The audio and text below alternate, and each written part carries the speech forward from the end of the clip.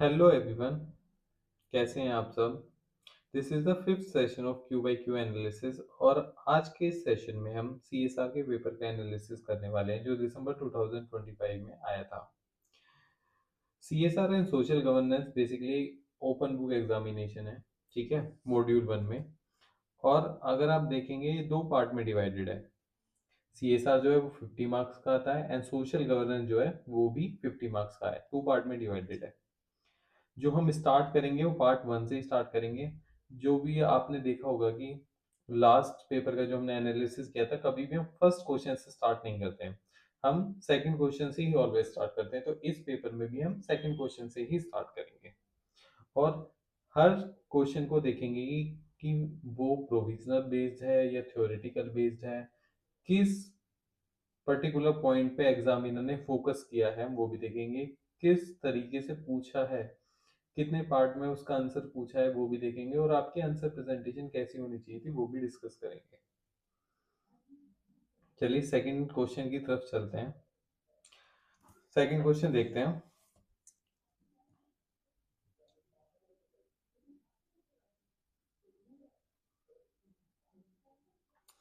ग्लीपो manufacturing limited are multinational company, large multinational company which is well known for the charitable activities. It take up a part of its CSR program.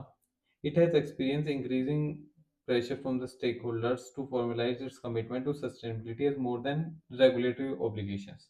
The company annually spend around 18 crore rupees. तो important क्या है, company कितने पैसे खर्च कर रही है annually? That is 18 crore rupees towards CSR activities.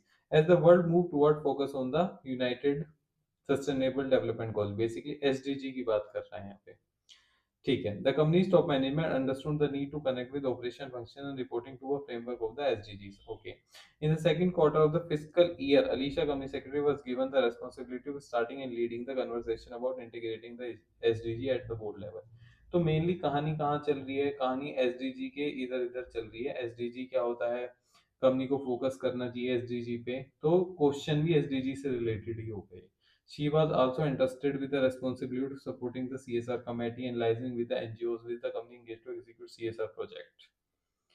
She began with a concise overview of the global relevance of the SDG and emphasized the role of corporate governance in promoting the sustainable practices.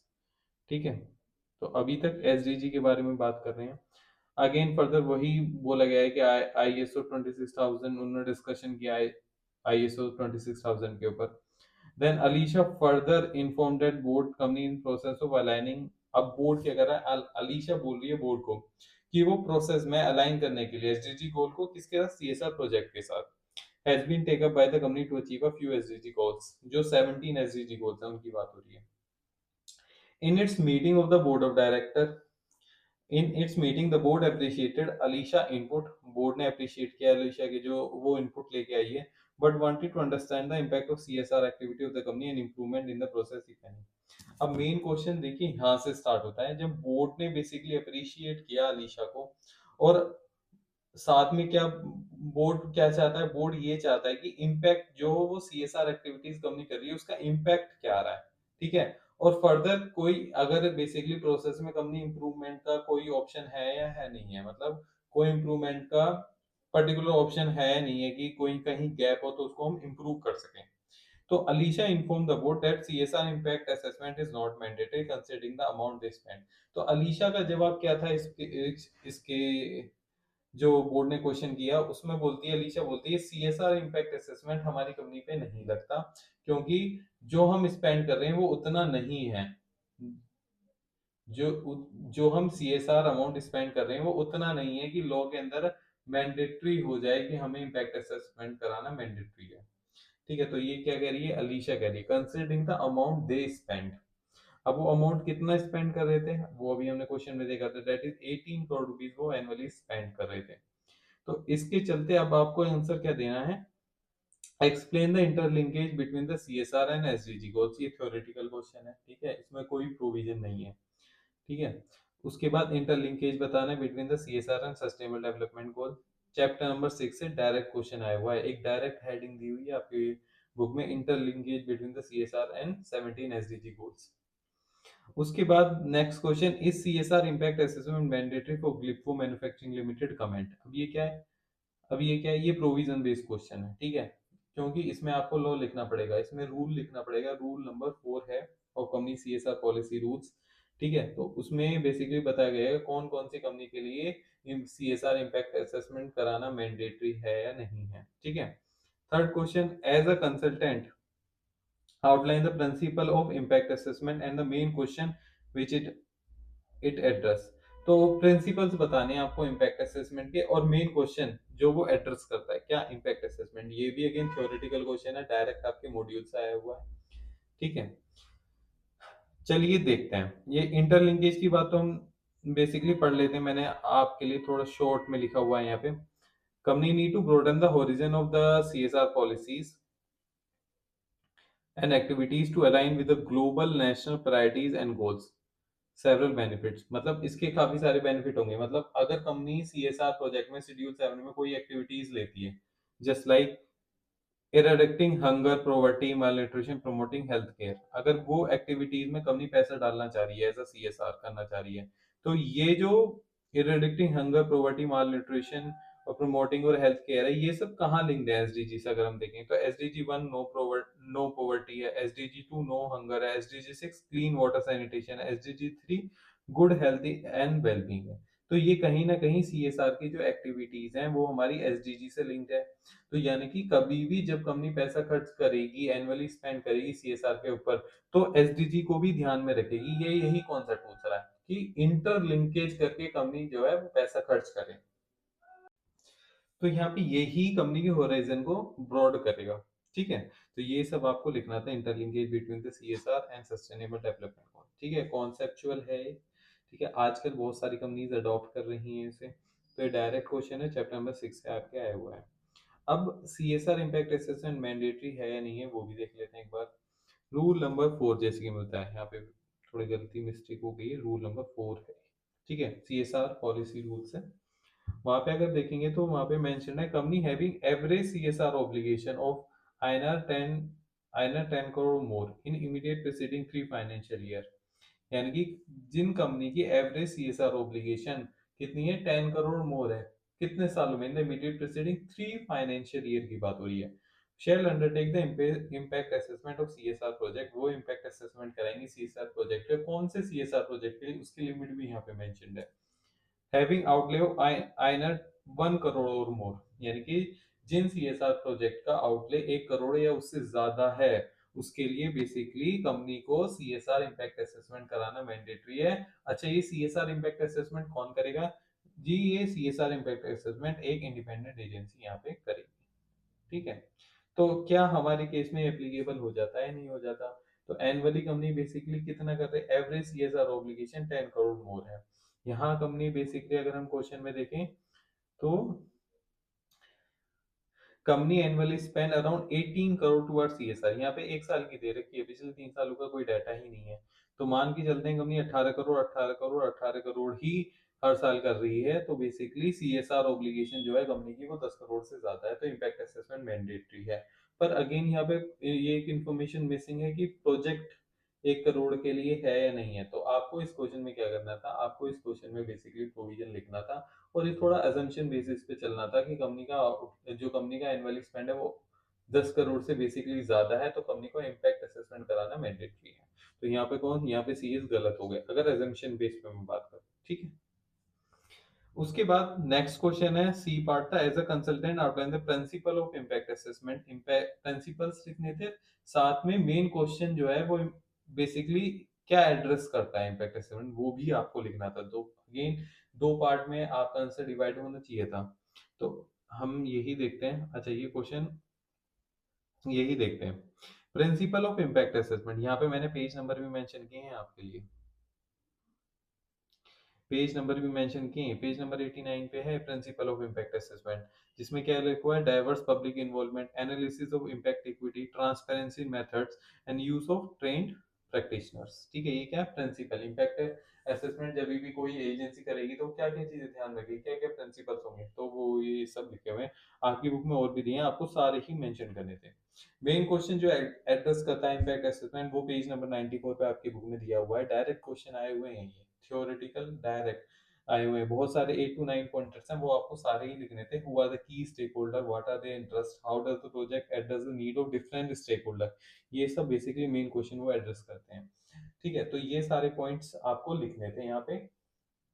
अब again बात होती है इतना सारा content कैसे हम time management, तो ये सारा ओपन बुक जो है वो टाइम मैनेजमेंट का गेम है। ठीक है, टाइम आपको क्या, आपको की पॉइंट्स लिखने थे। आपको की पॉइंट आपके हमेशा माइंड में होना चाहिए जब भी आपने रीडिंग करी होगी सीएसआर के पेपर की या सीएसआर मॉड्यूल की, तो आपने हाईलाइट किया होगा उस टाइम पे क्या क्या मेन कंटेंट है। ठीक है, अब जब भी आप नॉर्मल ओपन बुक से अलावा कोई भी मॉड्यूल स्टडी करते हैं तो ये कोई है कि आप एज इट इज पूरा बुक बुक जो मॉड्यूल में लिखा हुआ है वो कॉपी एंड पेस्ट करके आते नहीं, पर आप हम क्या बोलते हैं कि की पॉइंटर्स आपके आंसर में इनकॉर्पोरेट होने चाहिए। तो अगेन मैं वही बोलूंगा, एज इट इज आपको उतार के नहीं आना है, कॉपी पेस्ट करके नहीं आना था। तभी वैसे तो आप पूरी बुक लिखने बैठोगे कैसे लिख पाओगे, नहीं, पर आपके आंसर में कीवर्ड्स इनकॉर्पोरेट होने चाहिए। और कीवर्ड्स आपको कब पता होंगे, जब आपने मॉड्यूल की अच्छे से स्टडी की होगी। मॉड्यूल आपके एग्जाम में आपके पास होगा उस टाइम पे। ठीक है, आपको क्या देखना है, कीवर्ड्स, आपके आंसर में कीवर्ड्स होने चाहिए बस। ठीक है, तो ये क्वेश्चन हमने कर लिया है। ठीक है, तो ये 15 नंबर का क्वेश्चन आया था, 15 नंबर का इजी क्वेश्चन था, इसमें कोई रॉकेट साइंस नहीं था। क्वेश्चन नंबर 3 देखते हैं। क्वेश्चन नंबर 3 बोलता है alpha limited manufacturing turbine had a net profit of 6 crore in the second year of its business। कितना नेट प्रॉफिट है, ये जितनी भी फिगर्स है ना ये थोड़ा इंपॉर्टेंट होती हैं। Net profit of 6 crore in the second year of its business। Aruno, the company secretary of the company, informed the board that the company has to spend 2% of its average net profit on the CSR activity। Company secretary जो है वो क्या बोल रहे हैं, company को 2% खर्च करना है, ये लॉ है बेसिकली। सेक्शन 135 सब सेक्शन 6 बोलता है the board constitute a CSR committee. ठीक है, Aruna was tasked to find a credible and sustainable agency to implement the CSR project. तो ये खुद से सीएसआर पे पैसा नहीं लगाएंगे, ठीक है, सीएसआर एक्टिविटी में खुद से एक्सपेंडिचर नहीं करेंगे, ये किसी एजेंसी को इन्वॉल्वमेंट करना चाह रहे हैं, एजेंसी को इन्वॉल्व करना चाह रहे हैं जिसके थ्रू ये पैसे खर्च करेंगे। While Aruno was trying to find such agency, he spoke one of his friend who suggested him to check the National CSR Exchange portal। तो कोई कंपनी सेक्रेटरी ही था उसका दोस्त फ्रेंड, उसने बेसिकली सजेस्ट किया होगा कि आप नेशनल सीएसआर एक्सचेंज पोर्टल को चेक करो, वहां से आपको एजेंसी मिल जाएगी। Discuss the way in which national CSR exchange portal can help alpha limited CSR implementation. अब इस क्वेश्चन में क्या लिखना था, यही क्वेश्चन है कि डिस्कस करो वेज जिसमें national CSR exchange portal help कैसे कर सकता है सीएसआर इम्प्लीमेंटेशन में। तो आपको पहले लिखना था what is CSR national exchange, national CSR exchange portal होता क्या है। फिर उसके क्या लिखने थे, क्या क्या वेज हैं उस वो कैसे काम करता है, वो क्या प्रोसीजर है उसका, तो वो ही लिखना था यहाँ पे। ठीक है, यही तो तरीका होगा, उस वो तरीका ही लिखना था आपको। बेसिकली वे क्या होगा, प्रोसेस क्या होगा, प्रोसीजर क्या है, उस पे कंपनी को रजिस्टर कराना होता है कैसे, उस पे क्या दिखता है, कौन कौन सी एजेंसीज होती हैं, वो सब चीजें यहाँ पे लिखनी थी। ठीक है, तो मैंने ये यहाँ पे लिखा हुआ, पहले तो लिखना था वो पोर्टल है क्या, क्योंकि एक डिफरेंट कॉन्सेप्ट है नेशनल सीएसआर एक्सचेंज पोर्टल, तो उसके बारे में बताओगे तो सही एटलीस्ट। तो इनिशिएटिव एमसीए का लॉन्च इन 2022 हुआ था। Serve as an e marketplace hosting pan India social welfare project where stakeholder such as implementing agency put ongoing project and company can select project for CSR spending as per their preference. तो देखिए आधी line तो इसमें ही explain होगी, वे तो इस पूरे जो जब हम पोर्टल को एक्सप्लेन करेंगे उसमें ही क्लियर हो जाता है। क्या है कि एक ई मार्केट प्लेस है जहां पे basically pan pan India welfare project उस पे होस्टेड होते हैं। ठीक है, और वहां पे क्या है, जहाँ पे जैसे कि इम्प्लीमेंटिंग एजेंसीज हो गए तो वो ऑनगोइंग प्रोजेक्ट वहां पे अपडेट करती हैं, और कंपनी बेसिकली प्रोजेक्ट सेलेक्ट कर सकती है अपने प्रेफरेंस के अकॉर्डिंग वहां पे। ठीक है, सीएसआर एक्सचेंज पोर्टल होता क्या है, कैसे हेल्प करता है, help in overcoming a challenge failing to fulfilling the CSR obligation inability to find suitable project. मतलब जिन कंपनी को सुटेबल प्रोजेक्ट, इस केस में भी तो आप देखो ना, कंपनी को सीएसआर प्रोजेक्ट नहीं मिल रहे थे। अरुणो को क्या टास्क दिया था, क्रेडिबल और सस्टेनेबल एजेंसी फाइंड करने का। ठीक है, अरुणो क्या कर रहा था, trying to find such agency, वो फाइंड ही कर रहा था। तो ये पोर्टल का काम क्या होता है, पोर्टल का काम भी यही है यानी कि जो बेसिकली ये चैलेंज है फाइंड करने का, कोई जो प्रोजेक्ट फाइंड करने का या फिर इम्प्लीमेंटिंग एजेंसी को फाइंड करने का, वो ही बेसिकली उसमें जो दिक्कतें आती हैं उसको ये पोर्टल फुलफिल करके देता है। ठीक है, तो help in connecting the corporate and implementing agency to work for betterment of the country. यानी कि एजेंसीज को और कॉर्पोरेट्स को ये पोर्टल बेसिकली आपस में मिलाता है। ठीक है, तो यही आपको लिखना था। अगेन ये भी एक पैरा, ये नहीं था ये कहीं लाइनों के बीच में था, national CSR exchange portal defined कर रखा था, नहीं, एक प्रॉपर हेडिंग थी आपकी बुक में चैप्टर नंबर 3 में, और वही वहां से क्वेश्चन आया हुआ था। चैप्टर नंबर 3 से ये बेसिकली क्वेश्चन था। उसके बाद नेक्स्ट क्वेश्चन देते हैं, enlightened shareholder approach is different from the shareholder inclusive approach, elucidate. अब ये क्वेश्चन मुझे लगता है थोड़ा सा इसमें वर्डिंग्स का गलती हुई है आईसीएसआई से। Enlightened shareholder approach is different from shareholder inclusive approach. ये शेयरहोल्डर इंक्लूसिव अप्रोच नहीं होगा, ये स्टेक होल्डर इंक्लूसिव अप्रोच होगा। पहली बात ये ही इंपॉर्टेंट है, यहाँ पे शायद मिस मिस प्रिंटिंग हुई है, कुछ भी हुआ है। स्टेक होल्डर इंक्लूसिव अप्रोच, ये दोनों ही कॉन्सेप्ट आपकी बुक में एक्सप्लेन है। ठीक है, पेज नंबर 25 चैप्टर नंबर 1 से क्वेश्चन आया हुआ है, यही आपको यहाँ पे मेंशन करना था। सिंपल डायरेक्ट क्वेश्चन था, थ्योरेटिकल है ये। नेक्स्ट क्वेश्चन देखते हैं, donation are different from CSR, comment in the background of guiding principle issued by RBI in 2005 for donation by bank in India. बोल रहे हैं कि डोनेशन जो है डिफरेंट होती है सीएसआर, यानी कि सीएसआर अलग है, डोनेशन अलग है। हाँ जी, बिल्कुल अलग है। Comment in the background of, अब कमेंट करना है in the background of guiding principle issued by RBI in 2000, यानी कि ये बोल रहे हैं कोई गाइडिंग प्रिंसिपल आरबीआई ने इशू करा है, उसको ध्यान में रखते हुए कमेंट करो for the donation by bank in India. अब देखिए सिंपल से एक कॉन्सेप्ट समझिए, मैं आपको थोड़ा सा एक्सप्लेन करूंगा यहाँ पे। कंपनीज एक्ट जो है उसमें सेक्शन 135 है। अब कंपनीज एक्ट इस पर एप्लीकेबल, बेसिकली कंपनीज जो इनकॉर्पोरेट हुई है कंपनीज एक्ट में, उन्हीं के ऊपर एप्लीकेबल है ना। तो section 135 applicable on the companies incorporated under the companies act 2013। अब कुछ बैंक हैं जो कंपनीज एक्ट में इनकॉर्पोरेट हुए हैं और कुछ बैंक है जो इन कंपनीज एक्ट में इनकॉर्पोरेट नहीं हुए। ठीक है, तो प्राइवेट बैंक हो गए जैसे कि एचडीएफसी हो गया, तो वो क्या है, कंपनीज एक्ट में इनकॉर्पोरेट है, सीएसआर एप्लीकेबल होता है। अगर लिमिट ट्रिगर हुई सीएसआर की तो 2% उसको भी खर्चा करना पड़ेगा। पर जो बैंक, जो सीएस, जो बेसिकली जिन पे कंपनीज एक्ट नहीं लगता, जो कंपनी नहीं है, जैसे कि नेशनलाइज बैंक है, वो कम एज अ कंपनी इनकॉर्पोरेट नहीं हुए कंपनीज एक्ट 2013 में, तो बेसिकली उनपे सेक्शन 135 नहीं लगता। उनपे सेक्शन 135 नहीं लगता। 2% उनको वॉलेंटरी बेसिस पे वो करना चाहें कर दें, कोई दिक्कत नहीं। 2% 3% कितना भी चाहे कर दें, कोई फर्क नहीं करता, मतलब मैंडेटरी ऑब्लिगेशन नहीं आती। तो उनके लिए है क्या, तो उनके लिए आरबीआई ही है, उनके लिए एमसीए नहीं है, उनके लिए आरबीआई है। आरबीआई क्या बोल रहा है, they are required to spend 1% net profit through donation as specified by RBI. RBI ने अपने सर्कुलर में लिखा है उनको 1% नेट प्रॉफिट का, ठीक है, through through as a donation basically उनको एक्सपेंडिचर करना होता है। अब वो कौन सा जो पब्लिश्ड उनका नेट प्रॉफिट होता है वो बेसिकली कर उनको खर्च करना होता है। ये आरबीआई का सर्कुलर है 21/12/2005 का, आपके मॉड्यूल में से ही है, पेज नंबर 123 पे आप देख सकते हैं। How donation different from CSR, donation जो होता है बेसिकली एक प्लेन कंट्रीब्यूशन है, और सीएसआर हमारा एक अलग तरीके से कोलैबोरेटिव अप्रोच है, ठीक है, गवर्नमेंट की। तो ये वहीं लिखा हुआ है, आप उसको एक्सप्लेन करके आ सकते हैं, मतलब करके आए होंगे। ठीक है,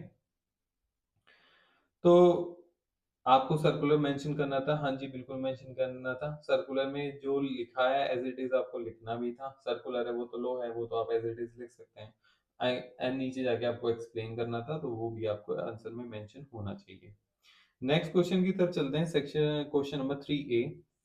Moneymakla Industry Limited is a company based in Kochi, manufacturing rubber and allied product. It has a flourishing business with an increased growth trajectory and is covered under the ambit of CSR requirement. यानी कि company के ऊपर CSR लगता है, company 135 subsection 1 में fall करती है।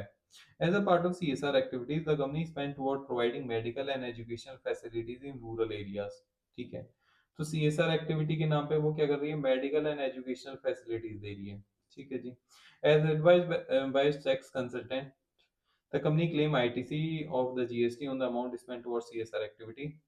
ठीक है, Subsequently, the GST officer raised an objection saying that company cannot claim the GST input on CSR activities and does not directly relate to its business. ठीक है, with reference to a case law, comment whether the contention of the GST officer is justified or not. ठीक है, देखिए इसमें क्या था कि company CSR में फॉल कर रही थी, कंपनी एनुअली स्पेंड भी कर रही थी, कंपनी का जो दायरा था वो मेडिकल एंड एजुकेशन फैसिलिटीज था, रूरल एरियाज में स्पेंड करती थी। ठीक है, अब उसके जो टैक्स कंसल्टेंट थे, मुझे नहीं पता वो टैक्स कंसल्टेंट कौन थे जिन्होंने ऐसी एडवाइस दी उन्हें कि उन्होंने बोला कि कंपनी जो बेसिकली खर्चा कर रही है वो एज अ बिजनेस एक्सपेंडिचर कर रही है और उसका आईटीसी आप क्लेम कर सकते हैं, उन्होंने ऐसा एडवाइस किया। पर यहाँ जीएसटी ऑफिसर क्या बोल रहे हैं, जीएसटी ऑफिसर ने ऑब्जेक्शन किया, company can not claim a GST input on CSR activity as does not relate to bill, और ये बिजनेस रिलेट नहीं है। तो इस पर बेसिकली आपके मॉड्यूल में दिया हुआ है अच्छे से। ठीक है, सेक्शन 16 17 जो सेक्शन 17 है ब्लॉक क्रेडिट वो इस पे एप्लीकेबल हो जाता है, उसका बेनिफिट हम नहीं ले सकते, आपके मॉड्यूल से ही क्वेश्चन आया हुआ है। ठीक है, पेज नंबर 109 चैप्टर नंबर 4 से देख लेना। और उसमें केस लो भी पूछा है। अच्छा, मेन बात तो ये केस लो पूछा है, केस लो पूछा है तो पॉलीकैब वायर प्राइवेट लिमिटेड एक केस लो है, northern coalfield limited versus CIT commissioner of GST and custom वाला एक केस लो है, तो आप वो रेफर कर सकते हैं इसके लिए। ठीक है, उसके बाद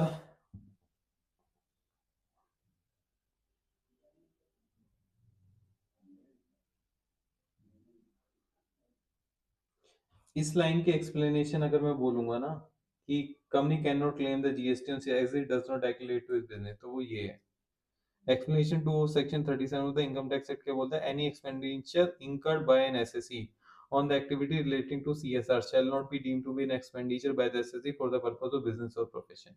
यानी कि कोई भी एक्सपेंडिचर अगर एसएससी करता है, कोई भी एक्टिविटी जो कि सीएसआर से रिलेटेड है, वो नहीं माना जाएगा कि वो एक बिजनेस एक्सपेंडिचर, बिजनेस और प्रोफेशन से रिलेटेड एक्सपेंडिचर है। तो वो ये इस लाइन का मींस, जो इस लाइन का कह रहा है ना, उसकी backing explanation to section 37(1) of the income tax act है। ठीक है, क्लियर। इसका केस लॉ है, whether the intention of the GST officer is justified, yes justified. Conclusion में आपको ये मस्त लिख के आना था, केस लॉ मेंशन करके ये यस यस लिख के आना जरूरी था, क्योंकि जो आपसे पूछा गया है कॉन्टेंशन पूछा गया है, कॉन्टेंशन लिखना जरूरी है कि हाँ या ना। ठीक है, पर कब, जब पूरे पूरे आप क्वेश्चन को, ये जो आपके अपने आंसर में केस लॉ लिख देंगे, एंड में जाके कंक्लूड करना बहुत जरूरी है। दूसरा देखते हैं, लाइफ साइकिल असेसमेंट इज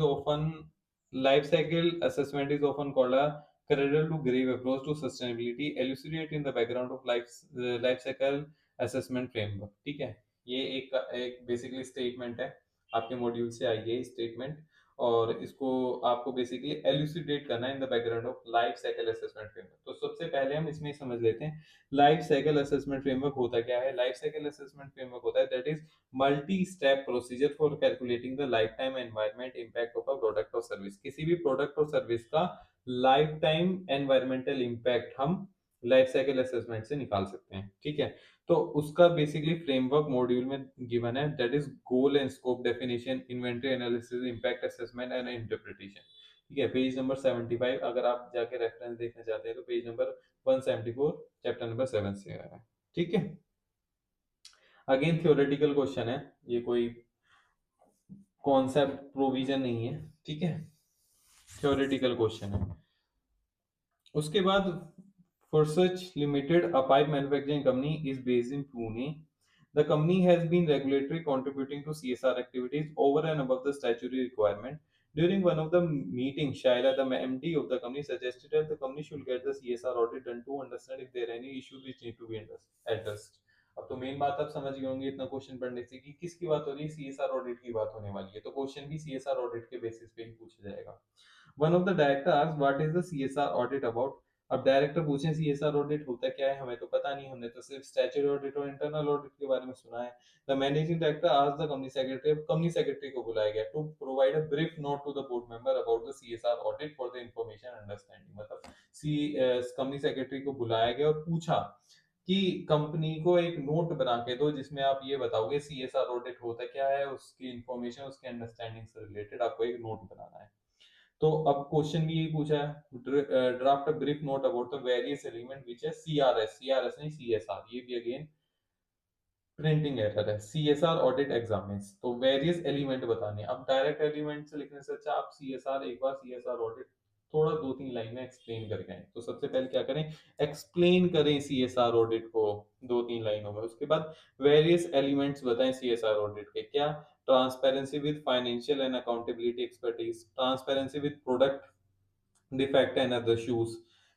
उसके बाद fair hiring practices and employ treatment, participation in the charitable giving. तो ये सब क्या है, ये वेरियस एलिमेंट है सीएसआर ऑडिट के, आपको अपने आंसर में मेंशन करने थे। चैप्टर नंबर 4 से क्वेश्चन आया था। अगर आपको पूरा रेफरेंस चाहिए तो पेज नंबर 101 पे है। ठीक है, तो अगेन ये कॉन्सेप्ट है सीएसआर ऑडिट का, तो सीधे लॉ में अभी 135 में तो कहीं सीएसआर ऑडिट की बात नहीं होती।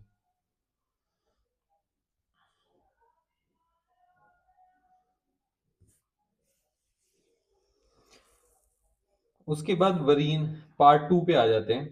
ठीक है, अभी हमारा पार्ट 1 का एक क्वेश्चन रहता है, क्वेश्चन नंबर 1, उसको भी हम करेंगे अच्छे से एनालाइज। उसके पहले हम पार्ट 2 पे चलते हैं, क्वेश्चन नंबर 4 पे। Varina a senior company secretary is a seasoned professional and is a part of the board of director of many listed company. यानी कि वरीना जो है एक सीनियर कंपनी सेक्रेटरी है बेसिकली, तो मैं बोलूँ प्रैक्टिसिंग कंपनी सेक्रेटरी है, प्रोफेशनल है, और ये काफी सारी कंपनीज के बोर्ड पे भी हैं। Varina has philanthropy interest and is a part of CSR activities of few such companies। ठीक है, CSR activities का पार्ट रह चुकी हैं। She was invited to be a panel member for CSR social impact conclave, यानी कि कोई सेमिनार हुआ होगा, वहां पे पैनल मेंबर भी थी। wherein she was addressing a gathering of professional across industry on emerging concept social governance, social stock exchanges and framework. तो देखिए सोशल स्टॉक एक्सचेंज के बारे में पूछ रहा है वो यहाँ पे।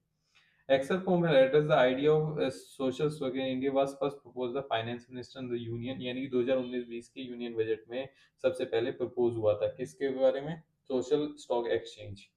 The objective was to create a dedicated platform बताना है एनपीओस के लिए, प्रॉफिट सोशल एंटरप्राइज, ये सब सोशल स्टॉक एक्सचेंज के बारे में चल रहे। तो क्वेश्चन भी सोशल स्टॉक एक्सचेंज का होगा एंड में, यानी कि पूरी केस स्टडी कहाँ घूमगी, social stock exchange.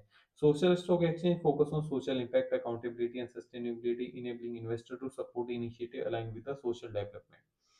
To implement this vision, SEBI introduce a framework। इस विजन को इम्प्लीमेंट करने के लिए सेबी ने एक फ्रेमवर्क निकाला है, आईसीडीआर रेगुलेशन में दिया हुआ है, एलओडीआर रेगुलेशन में कुछ लिस्टिंग के बारे में दिया हुआ है। Together these provide a structure pathway for social enterprise to list, disclose and report their activities. Listing की बात करता है, डिस्क्लोजर की बात करता है, और रिपोर्ट देयर एक्टिविटी। आईसीडी और एलओडीआर में ये प्रोविजंस हैं। The ICDR framework was amended to include specific norm for social enterprise intent to raise funds through SSC. These enterprise must establish a clear and social intent and impact with focus areas such as eradicating hunger, promoting education, healthcare। ठीक है, intent must है ना, आप जब regulation पढ़ते हैं तो वहां पे भी सोशल इंटेंट आपका क्लियर होना चाहिए, तो ये वही लिखा हुआ है। For not profit the ICD regulation allow them to raise securities which are unique and represent social investments. उसके बाद वही सब बातें लिखी हुई हैं एसडीजी गोल्स के बारे में। द एलओडीआर फ्रेमवर्क इंपॉर्टेंट है। The LODR framework was extended to SSC listing. LODR framework भी एक्सटेंड कर दिया है एसएससी लिस्टिंग के लिए।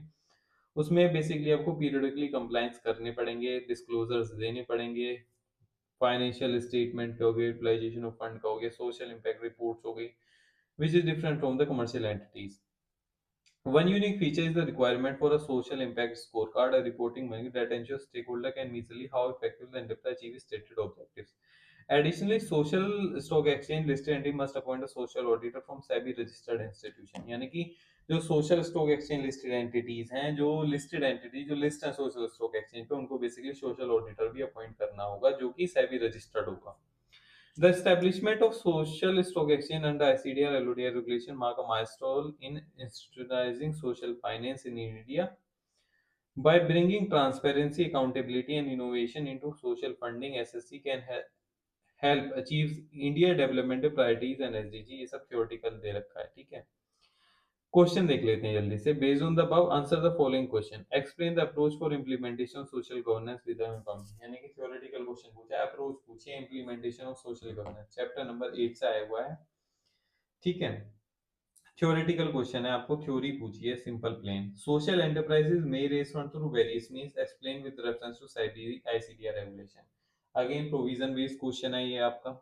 ठीक है, तो कौन सी, चैप्टर नंबर 9 से है, regulation 290 2G of ICDR regulation है, जो बेसिकली बताती है कि नॉट प्रॉफिट ऑर्गेनाइजेशन और प्रॉफिट सोशल एंटरप्राइजेस, ठीक है, कैसे कैसे बेसिकली फंड रेज कर सकती हैं थ्रू वेरियस मीन। तो दोनों सेपरेटली वहां पे बताए हुए, तो वही रेफरेंस देके आपको लिखना था, और रेफरेंस देना था किसका, 292G ऑफ आईसीडीआर रेगुलेशन। यहाँ पे मेंशन है ना, explain with reference to ICDR regulation, तो रेगुलेशन आपके आंसर में मस्ट होना जरूरी है, ठीक है।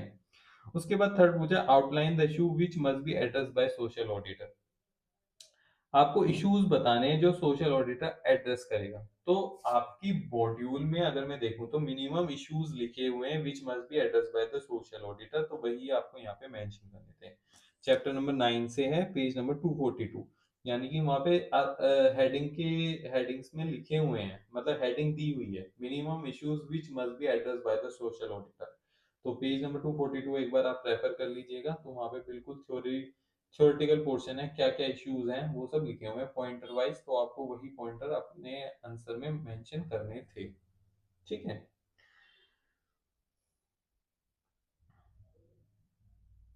उसके बाद नेक्स्ट क्वेश्चन की तरफ चलते हैं। 5 मार्क्स का था, इसमें कुछ मतलब ऐसा कुछ हार्ड नहीं था, थ्योरेटिकल डायरेक्ट क्वेश्चन था, कोई एनालाइज नहीं था, कुछ एनालिसिस नहीं करना था, सिर्फ डायरेक्ट थ्योरेटिकल क्वेश्चन थे, ठीक है।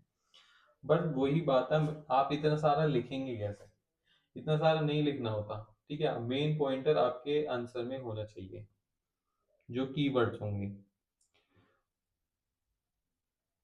ठीक है। नेक्स्ट क्वेश्चन की तरफ चलते हैं। Ruchir, a retired teacher in Bhimwadi village wanted to create a trust which would financially support the poor student in his village, ठीक है। तो कोई रुचिर है जो एक रिटायर्ड टीचर है, वो एक ट्रस्ट बनाना चाहते हैं जो फाइनेंशियली सपोर्ट करे किसको, पुअर स्टूडेंट्स को जो विलेज में।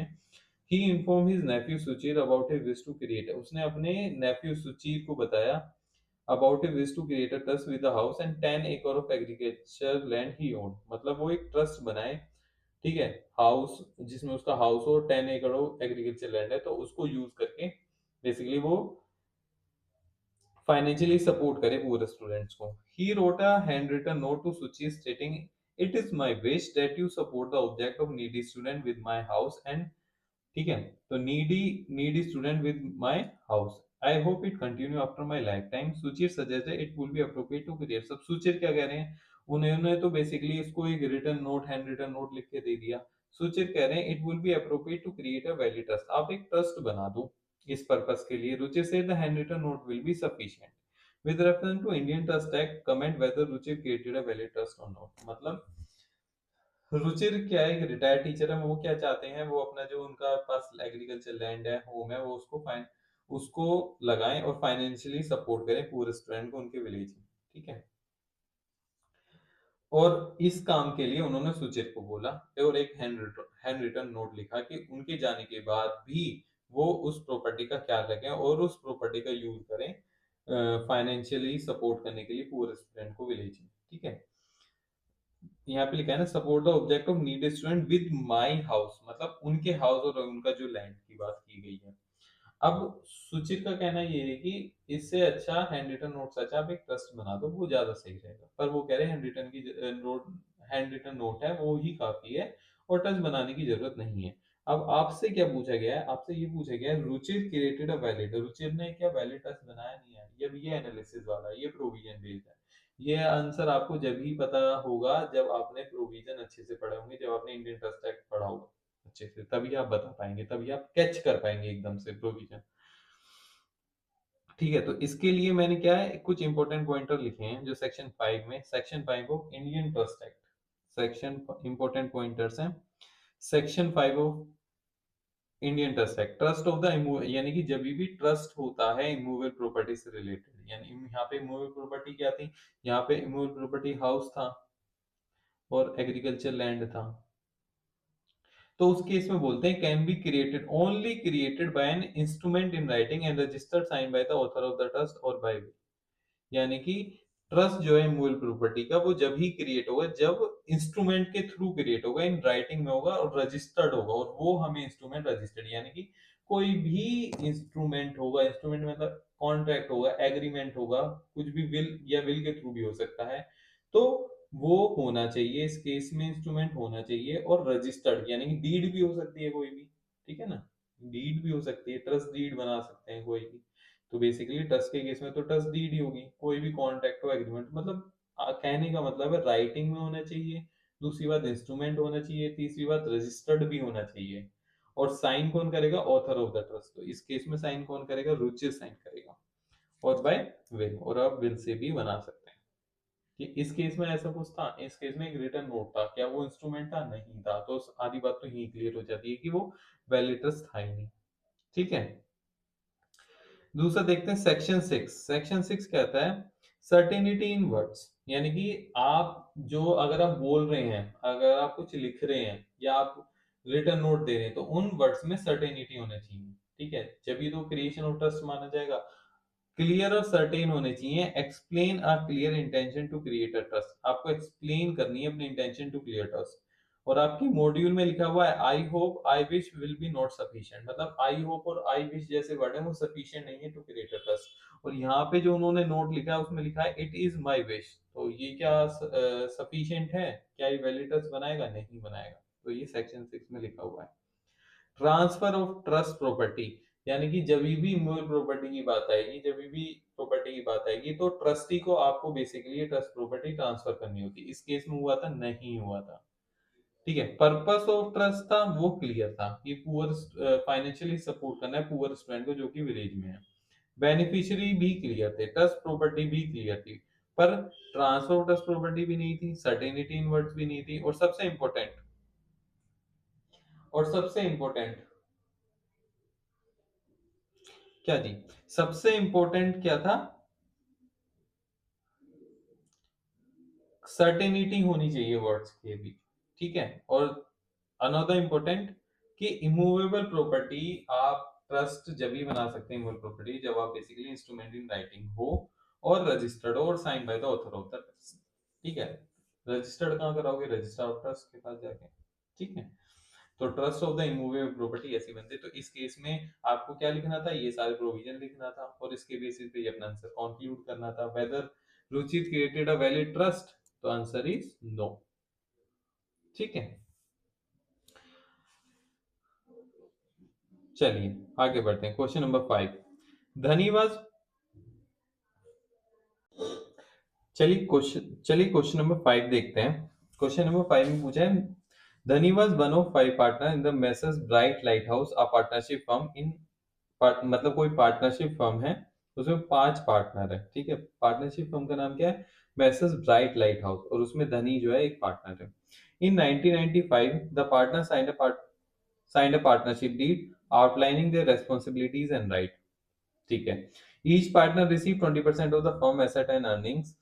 According to the clause 18 of the deed, any partner who retired will be eligible to receive the amount standing to his credit in the capital account, his share of the goodwill, profits up to the date of retirement, and all of which were to be paid within 6 months of the retirement.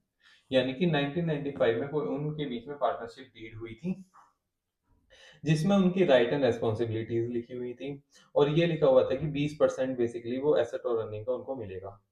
और clause 18 में लिखा था कि जब भी कोई partner retire होगा, तो उसे बेसिकली जो भी अमाउंट क्रेडिट साइड में पड़ा हुआ है कैपिटल अकाउंट में वो मिलेगा, शेयर मिलेगा गुडविल का, profit up to the date of the retirement मिलेंगे, और ये जितनी भी अमाउंट है वो विद इन 6 मंथ में रिटायरमेंट में आपको मिल जाएगी।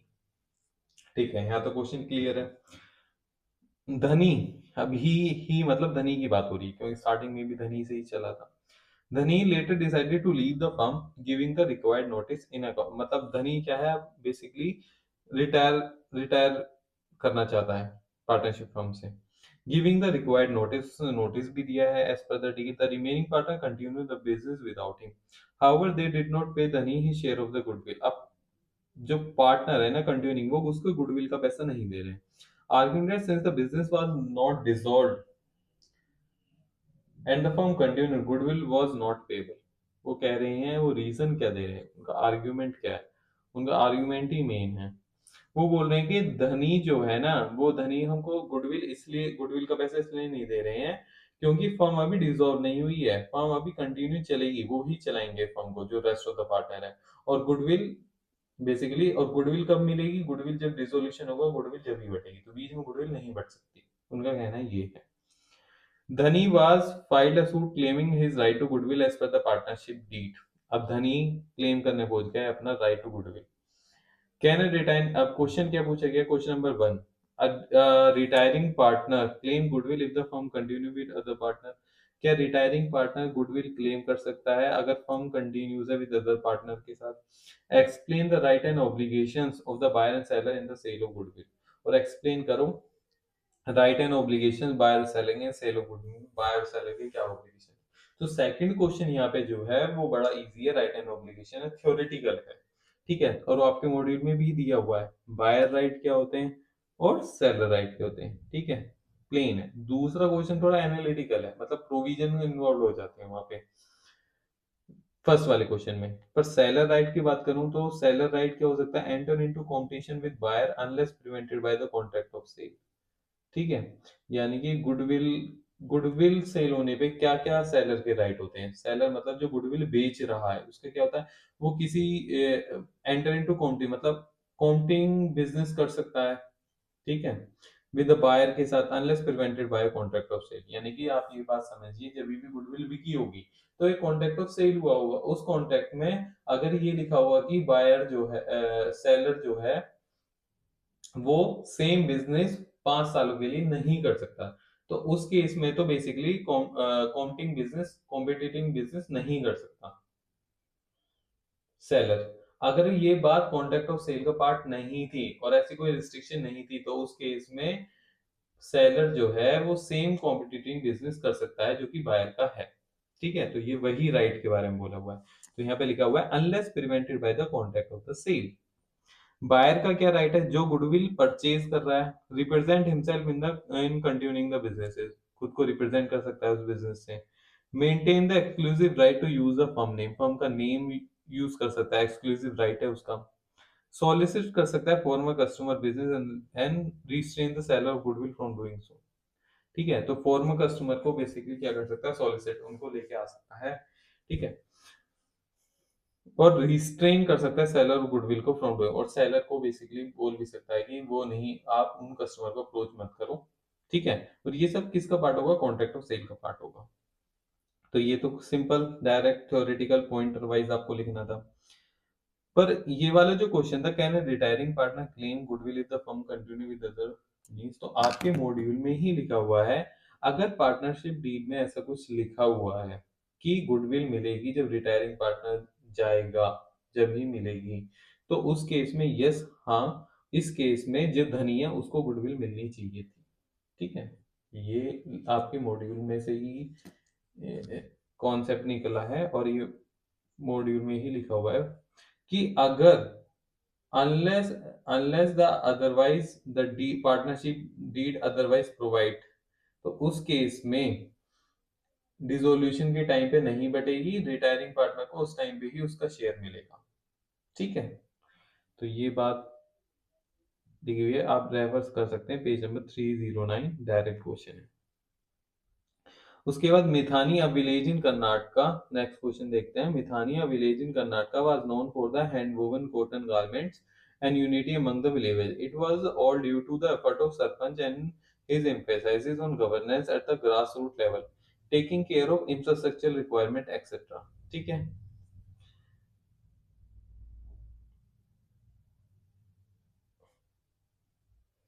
A Gram Panchayat meeting was regularly held by the elected representative and resident of the village to discuss and make decision on local issues. तो बेसिकली यहाँ पे ग्राम पंचायत की बात हो रही है, सरपंच की बात हो रही है और गवर्नेंस की बात हो रही है at the grass root level.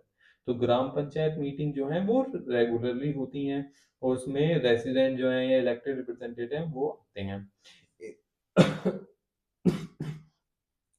In these meetings, mainly local governance and issues related to local development were discussed and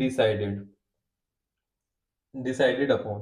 Hence, for planning and social inclusion, all the villagers was asked to equally take part in these Gram Panchayat meetings. A Gram Panchayat meeting is an ideal place for pursuing the implementation of governance scheme. The presence of the member of the Gram Panchayat also serves as effective real-time communication. The Sarpanch said that it is crucial to prepare the attendance register. यहाँ पे main बात शुरू हो जाती है। सरपंच क्या हो रहे हैं, ये जरूरी है attendance register banana for these meetings, जो ये मीटिंग्स हो रही हैं, in order to ensure efficient recording of member presence, efficient recording of member presence के लिए। however one of the person present mentioned it is not dated at it is a meeting between the villager। वो ये, अब कोई person ने, ये तो सरपंच बोल रहा था कि अटेंडेंस रजिस्टर बनाना जरूरी है, ठीक है, फॉर एफिशिएंट रिकॉर्डिंग करने के लिए, पर कोई पर्सन आके बोलता है कि ये मीटिंग जो है विलेजर्स के बीच में तो हो रही है, तो हमारे केस में एप्लीकेबल नहीं होता, ठीक है, हम डायरेक्टर थोड़ी हैं, या फिर ये बोर्ड मीटिंग थोड़ी हो रही है कि अटेंडेंस रजिस्टर बनाना जरूरी है, तो हमें कोई ऐसे जरूरत नहीं है, और ये मीटिंग नॉर्मली मीटिंग है विलेजर्स के बीच में। The sarpanch explain him the importance of having an attendance, तो सरपंच ने फिर उसको इम्पोर्टेंस बताई अटेंडेंस रजिस्टर की। तो आपको इसी के रिलेशन में आंसर लिखना है। Outline the key point that should be considered while preparing the attendance register for gram panchayat. आपको ध्यान रखें, आपको इंपॉर्टेंस नहीं लिखनी है, आपको की पॉइंट्स लिखने हैं दैट शुड बी कंसीडर्ड, जो हम कंसीडर करेंगे जब हम अटेंडेंस रजिस्टर प्रिपेयर करेंगे फॉर ग्राम पंचायत में। ठीक है, चैप्टर नंबर 16 से क्वेश्चन आया हुआ है।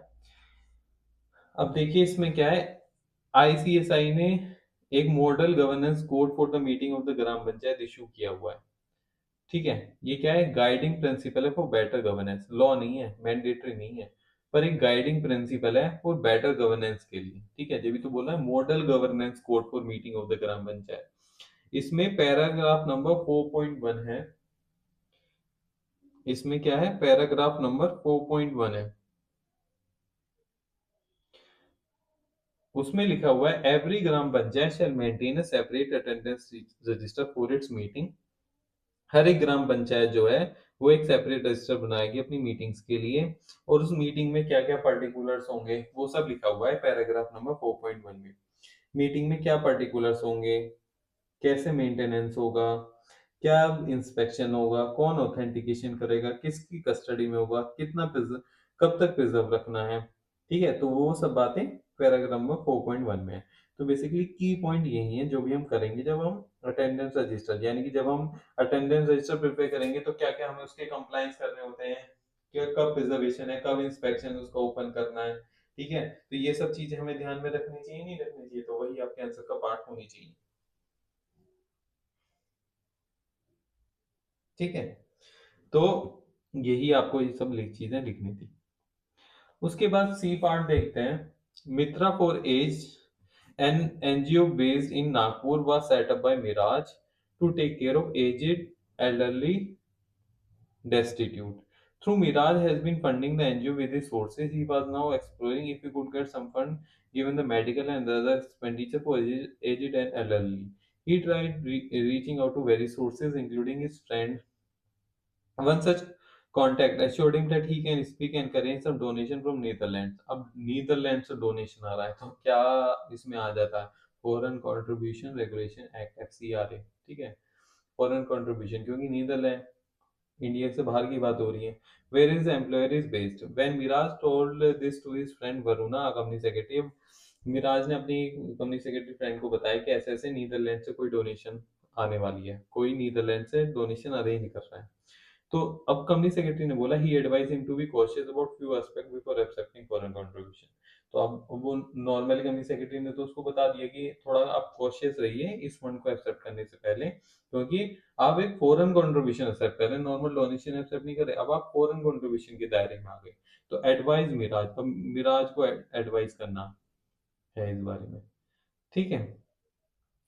तो अब ये लॉ तो नहीं है इसमें कुछ, तो लॉ तो मतलब FCRA तो लगता है, फॉरेन कंट्रीब्यूशन बात कहते हैं, पर पूछ क्या रहे हैं, एडवाइस देने हैं। एडवाइजरी क्या होगी एनजीओस के लिए फॉर एक्सेप्टिंग कंट्रीब्यूशन, वो आपको यहाँ पे लिखनी है। फॉरेन कंट्रीब्यूशन से रिलेटेड क्या क्या एडवाइजरी है एनजीओ को, आप क्या क्या एडवाइस करेंगे for accepting the foreign contribution, ठीक है। तो ये सब एडवाइजरी, काफी सारे पॉइंटर है, मैंने सिर्फ 4 से 5 पॉइंटर लिखे हैं, जैसे कि do not make the foreign contribution with the domestic, ठीक है। बुक ऑफ अकाउंट सेपरेट बनाओ। Do not deviate from purpose, यानी कि जिस पर्पस के लिए ग्रांट आ रहा है ये नहीं आप उस पर्पस से अलग जाके कहीं और उस पैसे को खर्च करें। Do not invest foreign contribution fund in mutual fund और स्पेकुलेटिव इन्वेस्टमेंट, ठीक है। तो ये मैंने कुछ चीजें पॉइंटर्स लिख दिए हैं क्या क्या एडवाइजरी आप बेसिकली दे सकते हैं एनजीओ को for accepting the contribution. Miraj को बेसिकली एडवाइस देनी थी इस क्वेश्चन में, तो एडवाइजरी यहाँ पे है। तो ये सिंपल आपके मॉड्यूल में लिखे हुए हैं पॉइंटर्स कि एडवाइजरी क्या होगी एनजीओज के लिए for accepting the contribution. Page number 342 आप रेफर कर सकते हैं। ठीक है, नेक्स्ट क्वेश्चन देखें।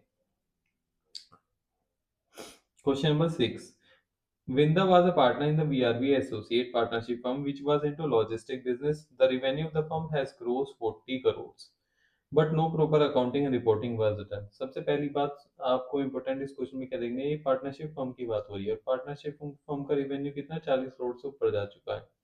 को पर ये बोल रहे हैं कि कोई भी प्रॉपर अकाउंटिंग एंड रिपोर्टिंग नहीं होते। रिकॉर्ड मेंटेन होते हैं only for the purpose of tax filing, क्योंकि आईटीआर तो फाइल करनी पड़ेगी आपको इनकम टैक्स के अंदर। The consultant advised Vinda to appoint an accountant who will maintain the book of account and prepare financial statement as per the applicable standards. Vinda told the consultant that accounting standard will not apply to them as per the non-corporate entity. In this background comment about the applicability of the accounting standard. समझ में आया आपको? इसमें क्या हुआ कि एक विंदा है जो वीआरवी एंड एसोसिएट की एक पार्टनर है, ठीक है, और उस फर्म का रिवेन्यू 40 करोड़ है, पर कोई भी अकाउंटिंग एंड रिपोर्टिंग नहीं करते, ठीक है, कुछ बुक्स मेंटेन करते हैं only for the ITR filings. अब कोई विंदा है जो बेसिकली कंसल्टेंट है, सॉरी विंदा तो पार्टनर है, कोई कंसल्टेंट है वो एडवाइस कर रही है विंदा को कि आप एक अकाउंटेंट अपॉइंट कर लीजिए जो आपके बुक ऑफ अकाउंट्स को मेंटेन करे एंड फाइनेंशियल स्टेटमेंट्स को प्रिपेयर करे as per the applicable standard. तो इसके उसमें विंदा का क्या जवाब है? विंदा बोलती है कि अकाउंटिंग स्टैंडर्ड एप्लीकेबल नहीं होते क्योंकि ये एक पार्टनरशिप फर्म है और एक नॉन कॉर्पोरेट एंटिटी है। तो अब आपको ये बताना है क्या नॉन कॉर्पोरेट एंटिटी पे अकाउंटिंग स्टैंडर्ड लगते हैं नहीं लगते, यही आपका क्वेश्चन है। तो आप इसका आंसर क्या देंगे कि क्या कौन सा ऐसा कोई प्रोविजन है जो लगता है नॉन कॉर्पोरेट एंटिटीज के ऊपर कि एएस लगते हैं नहीं लगते? तो ये आपको जवाब देना था। तो इसके लिए चैप्टर नंबर 14 से क्वेश्चन है, पेज नंबर 332।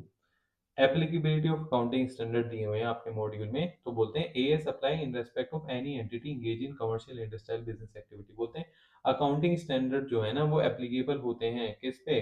कोई भी अगर एंटिटी है अगर वो इंगेज है कमर्शियल इंडस्ट्रियल और बिजनेस एक्टिविटीज में, और इससे बचने का एग्जामिशन का एक ही तरीका है permissible only if no part of the activity of such entity in, यानी कि अगर आप कोई कमर्शियल इंडस्ट्रियल और बिजनेस एक्टिविटी नहीं कर रहे तो आप बच सकते हो, अदरवाइज आप पे एएस लगते ही लगते हैं। और इसके रेफरेंस में आईसीए का एक टेक्निकल गाइड है, ICA technical guide on financial statement of the non corporate entity, जिसमें बेसिकली फॉर्मेट बताता है नॉन कॉर्पोरेट एंटिटी को किस फॉर्मेट में अपनी balance sheet financial statement prepare करनी चाहिए, और एप्लीकेबिलिटी ऑफ अकाउंटिंग स्टैंडर्ड के बारे में बताता है on the non corporate entity. तो ये आपको अपने आंसर में मेंशन करना था, ठीक है। नेक्स्ट क्वेश्चन की तरफ चलते हैं। Neil and Sheil, both practicing company secretary, was close friend. One of their friend, Heel, was a chartered accountant handling small and medium-sized businesses, especially non-corporate entities. During one of the conversation between the three friends, Heel shared that there has been a dispute in one of his client between the partners. The matter is likely to reach the court. There is no documentary evidence of meeting held. He further added this was a non-corporate entity. He did not insist on notice and the meeting such entities. He further asked Neil that Sheil to guide him about the notice and the requirement relating to the meetings of the non-corporate entities. Briefly explain the requirement of notice of the meeting. तो question तो यही है आपका main. ऊपर जो कहानी उन दोनों के बीच में चल रही थी वो एक सिनेरियो था, वो एक फैक्ट्स थे, पर मेन क्वेश्चन तो यही है कि आपको रिक्वायरमेंट एक्सप्लेन करनी है notice of the meeting for non corporate entities की। कहाँ से आया क्वेश्चन? चैप्टर नंबर 30 से आया है, page number 316। Model code, again वही मॉडल कोड आ गया आईसीएसआई का। Model code for the meeting of the non corporate entity. Basically again law तो है नहीं, तो फ्री टू अडॉप्ट है, वॉलंटरली अडॉप्ट कर सकती हैं नॉन कॉर्पोरेट एंटिटीज। यहाँ पे क्या बेसिकली टाइमलाइंस बताई गई हैं, 7 डेज बाय लॉज, या फिर नॉन कॉर्पोरेट एंटिटी की बाय लॉज में जो लिखा हुआ वो, या फिर 7 डेज का आप ले सकते हैं, डायरेक्टरी है। कंटेंट ऑफ नोटिस क्या हो सकता है? Serial number, date, time, full address. Mode क्या होगा? अब नोटिस बोर्ड पे फिक्स करना जरूरी है नहीं, send to registered address of the members जो हैं नॉन कॉर्पोरेट एंटिटी उनके रजिस्टर्ड एड्रेस पे जाए। लेटर हेड पे जाना चाहिए, प्रूफ ऑफ सेंडिंग मेंटेन करनी चाहिए। तो ये सब क्या है रिक्वायरमेंट हो सकती है notice of the meeting for non corporate entity entities की, ठीक है, कि कंटेंट क्या होगा नोटिस का, तो वो सब चीजें हैं। तो ये अगेन मॉड्यूल से ही क्वेश्चन आया, इसमें कोई एनालिसिस वाली बात नहीं थी। नेक्स्ट क्वेश्चन देखते हैं। Prapti and Param both close friend constituted a partnership firm for construction of a shopping complex in प्राप्ति's land and executed a deed of partnership, ठीक है। Clause 5.2 of the partnership deed envisages that the Prapti share in the profit would be 40% and she would receive a monthly amount. Prapti was receiving 2 lakh rupees per month as per the deed. However, Param did not disclose to her the amount which was due on settling the annual account of the firm. थोड़ा सा समझ लेते हैं क्या था। प्राप्ति and परम एक अच्छे फ्रेंड हैं और उन्होंने एक पार्टनरशिप फर्म बनाई है साथ में for the construction of the shopping complex on the प्राप्ति लैंड, यानी कि प्राप्ति की लैंड होगी और उस पर एक शॉपिंग कॉम्प्लेक्स बनेगा। इस पर्पस के लिए उन्होंने बेसिकली एक पार्टनरशिप फर्म बनाई हुई है और एक डीड भी है।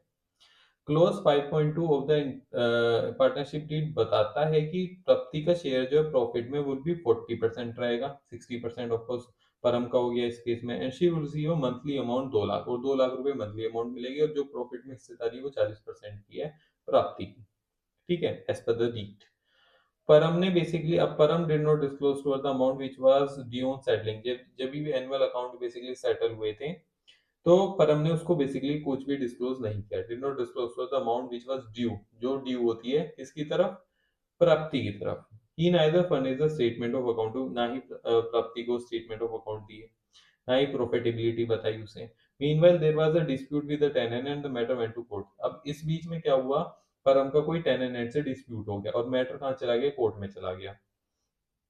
While all this was not informed, तो ये सब प्राप्ति को भी नहीं पता था। Trump wanted to resolve the dispute through arbitration, ठीक है। Can the matter be resolved through arbitration? Comment in the background of the Indian partnership. अब ये आर्बिट्रेशन में जाने के लिए सोच रहे हैं। परम जो है वो चाहता है कि अब ये आर्बिट्रेशन से रिजोल्व हो डिस्प्यूट। अब प्राप्ति को तो अगेन कुछ नहीं पता, प्राप्ति को टेनेंट से डिस्प्यूट हो गया, कुछ हुआ, ये सब कुछ भी नहीं पता, ठीक है। अब क्या परम खुद से डिसाइड करके आर्बिट्रेशन करवा सकता है, नहीं करवा सकता, ये क्वेश्चन है। Can the matter be resolve through arbitration? Comment in the background of the Indian partnership, यानी कि आपको अब प्रोविजन लिखने पड़ेंगे यहाँ पे प्रोविजन लिखने पड़ेंगे। और यहाँ पे प्रोविजन क्या है, प्रोविजन है सेक्शन नंबर 19, ठीक है। सबसे पहले आपसे क्या पूछा गया है, क्योंकि यहाँ पे जो है प्राप्ति को कुछ नहीं पता है, परम को ही पता है सब कुछ डिस्प्यूट के बारे में। क्या परम के पास अथॉरिटी है कि वो आर्बिट्रेशन में जा सकता है बिना प्राप्ति को बताए, फर्म के बेसिस पे? यानी कि टेनेंट का अगर ये टेनेंट और ये कोई इंडिविजुअली परम का डिस्प्यूट नहीं है, ये फर्म के बीच में और टेनेंट के बीच में डिस्प्यूट है, ठीक है।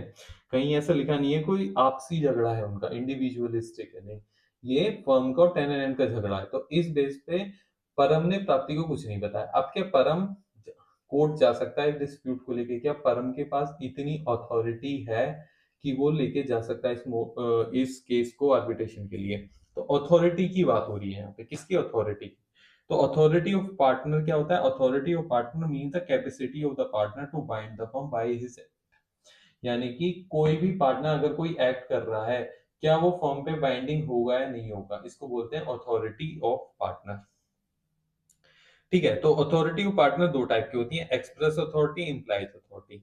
एक्सप्रेस अथॉरिटी जो basically by word, spoken, written, deed में लिखी हुई है, या उन दोनों के बीच में ओरली एग्रीमेंट हुआ है या रिटन एग्रीमेंट हुआ है, ठीक है। तो वो क्या एक्सप्रेस अथॉरिटी हो गई, जिस यानी कि जो भी एक्ट करेगा पार्टनर, तो उस वो जो एक्ट करेगा वो फर्म पे बाइंडिंग होगा, ठीक है। यानी कि जैसे मैं बोलूं एग्जांपल, कि बोरोइंग की बात करूं, अगर मैंने बोरोइंग की पावर दे रखी है, बोरोइंग की अथॉरिटी परम के पास है कि वही वो 5 लाख तक ले सकता है, उसके पास अपने किसी भी लेंडर से 5 लाख तक ले सकता है, ठीक है। तो उसने फर्म के नाम पे 5 लाख रुपए उठाए, ठीक है, फर्म के नाम पे उठाए, तो उसके पास, क्योंकि उसके पास अथॉरिटी थी 5 लाख रुपए लेने की, तो क्या वो वेंडर फर्म को बाइंडिंग बना सकता है इस 5 लाख रुपए? यस, बिल्कुल बना सकता है, क्योंकि उसके पास एक्सप्रेस अथॉरिटी है। कुछ होता है इम्प्लाइड अथॉरिटी, कुछ बातें इम्प्लाइड अथॉरिटी की जो कि बेसिकली ऑटेंसिबल है, अपेरेंट होती हैं, अब सेक्शन 19 और सेक्शन 22 आ जाते हैं, जो कि बात करते हैं स्कोप ऑफ इम्प्लाइड अथॉरिटी। यानी कि इम्प्लाइड अथॉरिटी का कोई स्कोप तो होगा, या फिर सब कुछ आप जो एक्सप्रेस में नहीं है वो इम्प्लाइड में मान लोगे। बस वही वाली बात है। तो सेक्शन 19 और 22 की बात है। सेक्शन 19 सब सेक्शन 2 बोलता है कि submit a dispute relating to business of the firm to arbitration. यानी कि कोई डिस्प्यूट अगर हम सबमिट कर रहे हैं बिजनेस ऑफ द फर्म से रिलेटेड आर्बिट्रेशन को, तो बेसिकली ये एम्प्लॉयड अथॉरिटी में नहीं आता। ये एक्ट क्या है, बियॉन्ड द एम्प्लॉयड अथॉरिटी है, और ये एम्पावर नहीं करता पार्टनर को सेक्शन, ये प्रोविजन, कि वो अपना डिस्प्यूट आर्बिट्रेशन में ले जाए। ठीक है। अब आप बोलोगे कि सर ये submit a dispute relating to business से रिलेटेड नहीं, ये बिजनेस से रिलेटेड है। अभी ऐसा बिल्कुल क्लियर वर्डिंग्स तो नहीं है, पर टेनेंट है, फर्म की बात हो रही है और उसने इसको डिस्क्लोज नहीं किया, तो ये इससे पता चलता है कि बिजनेस से रिलेटेड ही है। ठीक है, ये बिजनेस का ही टेनेंट है, क्योंकि अदरवाइज यहाँ पे फिर वो मेंशन नहीं करते ये वाली बात। ठीक है। तो ये क्या है, एक्ट बियॉन्ड इम्प्लाइड अथॉरिटी है। तो ये प्रोविजन आपको अपने आंसर में लिखने थे, फैक्ट्स बताने थे और अपना आंसर कंक्लूड करना था। ठीक है। क्या ये मैटर रिजोल्व हो सकता है arbitration? The answer is no. ठीक है, the answer is no.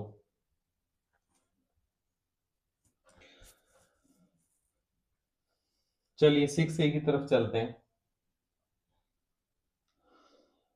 Aranya and her family owned a temple in Mantravanam, a village in the interior of Andhra Pradesh. The temple was family owned and was an ancestral property. Aranya wanted to renovate the temple and also allow other villagers to visit the temple. In the one of the family gathering, there was a discussion between the family member and they all agreed to contribute for the renovation of the temple. ठीक है, इसमें क्या है, अरण्या और उसकी जो family है एक टेम्पल ओन करते हैं। ठीक है। अब उस फैमिली ओन टेम्पल को, जो उनकी एंसेस्ट्रल प्रॉपर्टी है, अब उसको रिनोन बेसिकली रिनोवेट कराना चाहती है उस टेम्पल को। और और जब उनकी फैमिली गैदरिंग हुई तो वहाँ डिस्कशन भी हुआ, और जितने भी मेंबर है फैमिली के वो एग्री कर गए टू कि वो कंट्रीब्यूट करेंगे for the renovation of the temple. Ananya suggested to register a trust to take care of the temple related activity. तो अनन्या बोलती है कि एक ट्रस्ट बना लेते हैं। ठीक है, ट्रस्ट बना लेते हैं टेम्पल रिलेटेड एक्टिविटीज के लिए। One of her cousins asked if they can avail any tax benefit or for the trust. In this background, explain the regulatory framework for registration of trust and its taxation. तो आपको explain करना था regulatory framework किसका, registration of trust and taxation का। ठीक है, page number 10, chapter number 10 से question है, पेज नंबर 252। मेन क्वेश्चन आपका यही है, रेगुलेटरी फ्रेमवर्क बताना है, प्लस का टैक्सेशन बताना है। ठीक है, तो थोड़ा सा प्रोविजन है इसमें इन्वॉल्व। टू प्रोविजन टू दो प्रोविजन आपसे बेसिकली पूछे गए हैं, रजिस्ट्रेशन और टैक्सेशन। रजिस्ट्रेशन की बात करूं तो मैंडेटरी नहीं होता। ठीक है, रजिस्ट्रेशन प्रोवाइड सेवरल बेनिफिट, मतलब रजिस्ट्रेशन कराना मैंडेटरी नहीं है, पर रजिस्ट्रेशन अगर हम करा लेते हैं तो उसके बहुत सारे बेनिफिट्स हैं। सबसे पहले बेनिफिट लीगल रिकॉग्निशन आ जाती है। प्राइमरी रेगुलेटरी अथॉरिटी अगर मैं बात करूं तो ट्रस्ट रजिस्ट्रेशन के लिए रजिस्ट्रार ऑफ ट्रस्ट है। ठीक है, तो ये मैंडेटरी नहीं है, तो ये आपको लिखना होगा रेगुलेटरी फ्रेमवर्क क्या है। उसके बाद टैक्सेशन की अगर मैं बात करूं तो income of the charitable and religious exempt from the tax है as per the income tax act, पर उसके लिए कुछ कंडीशंस आपको फुलफिल करनी होती हैं। एग्जाम्पशन कहाँ पे है, सेक्शन 11 में है, सेक्शन 12 में है of the income tax act, section 1023C में भी है। ठीक है, तो ये सब आपको प्रोविजंस अपने उसमें लिखने थे। ठीक है, टैक्सेशन से रिलेटेड कहाँ कहाँ टैक्सेशन का बेनिफिट है, एग्जम्पशंस हैं इनकम टैक्स एक्ट के अंदर। ठीक है, नेक्स्ट क्वेश्चन की तरफ चलते हैं। Pirar IT Solution. Pirar IT Solution is a fast-growing IT solution company in Kochi. The company's headcount क्या है? Has been on an increasing trend and is expected to cross 25 by the end of the next year. अभी headcount क्या है? That is number of the employees. वो बोल रहे हैं number of employees हैं कंपनी के बढ़ते ही जा रहे हैं और expected growth 2500 से increase हो जाएंगे by the next year. As a part of its strategy, the company appointed Varada, a seasoned HR professional, to head its payroll and talent team. अब इसको कम करने के लिए, हेड काउंट को कम करने के लिए, मैनेज करने के लिए वरादा एक सीजन प्रोफेशनल है, उसको अपॉइंट किया गया है। ठीक है, एचआर प्रोफेशनल है जो बेसिकली पेरोल और टैलेंट टीम को हेड करेगी। Varada was asked to make the presentation to the board about the action plan. Action plan बताना है वरादा को to demonstrate the company's commitment to employ equality. Outline the action through which the company can demonstrate its commitment to employment equality. Direct question क्या पूछा गया है, actions बताओ जिसके through company basically demonstrate कर सकती है अपना कमिटमेंट टू एम्प्लॉयमेंट इक्वालिटी। ठीक है, तो चैप्टर नंबर 8 से क्वेश्चन आया हुआ है। ठीक है, तो एक्शंस लिखने थे, जिसमें एक्शंस में क्या क्या था, diversity and inclusion policy, equal pay policies, non discrimination policies, आगे फ्लेक्सिबल वर्क अरेंजमेंट है, सोशल इम्पैक्ट एक्टिविटीज है, तो एम्प्लॉयमेंट इक्वलिटी को बताता है ये एक्शंस। तो अगेन ये हेडिंग्स हैं, आपको बेसिकली एक्सप्लेन भी करना था 2-3 लाइंस के अंदर इन हेडिंग्स को। ठीक है, आपको एक्सप्लेनेशन अगर रेफर करनी है तो पेज नंबर 97 पे है, डायरेक्टली लिखी हुई है हेडिंग्स, तो आप वहां रेफर कर सकते हैं। उसके बाद नेक्स्ट क्वेश्चन की तरफ बढ़ते हैं। बोलते हैं Kripalu heights a gated community had more than 200 flat with the necessary amenities. However, the builder had moved out of the country without setting up any association or society to take care of the maintenance and amenities. To address this situation, the resident convened a meeting and decided to register a society or an association. कृपालू Heights एक gated community है जिसमें 200 flats हैं, 200 flats हैं। Kripalu Heights basically क्या है, एक builder है यहाँ पे। अब वो बिल्डर जो है मूव आउट हो गए दूसरी कंट्री के लिए, और उन्होंने कोई एसोसिएशन नहीं बनाया, कोई भी सोसाइटी नहीं बनाई मेंटेनेंस के लिए और एमेनिटीज के लिए। अब जो उसके रेसिडेंट है उन्होंने बेसिकली क्या करा, उन्होंने एक एक्शन लिया। रेसिडेंट ने मीटिंग्स करी और डिसाइड करा कि अगर एक सोसाइटी बनाते हैं, एक एसोसिएशन बनाते हैं for managing and maintenance and amenities of the community.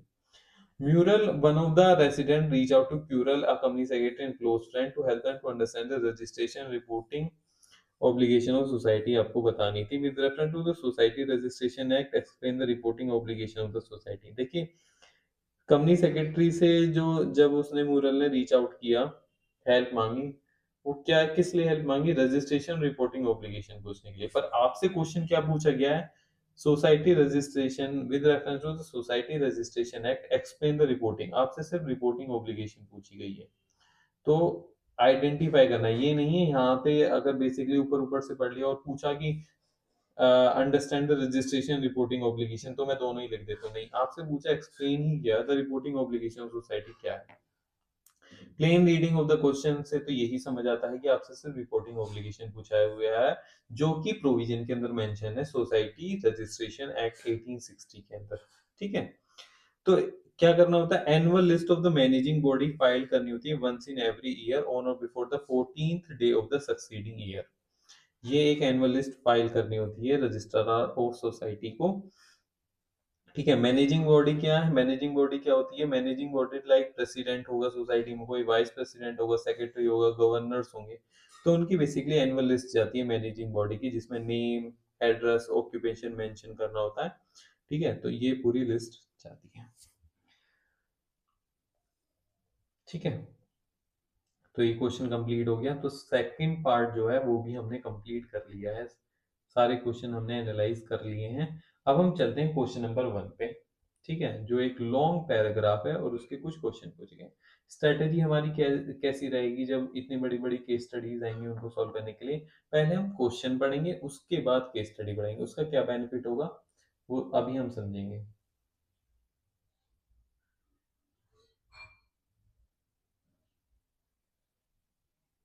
ठीक है, तो इसमें हम देखते हैं, इन the background of the above facts answer the following. Expenditure on the activities which predominantly benefit person associated with the company cannot be treated as CSR।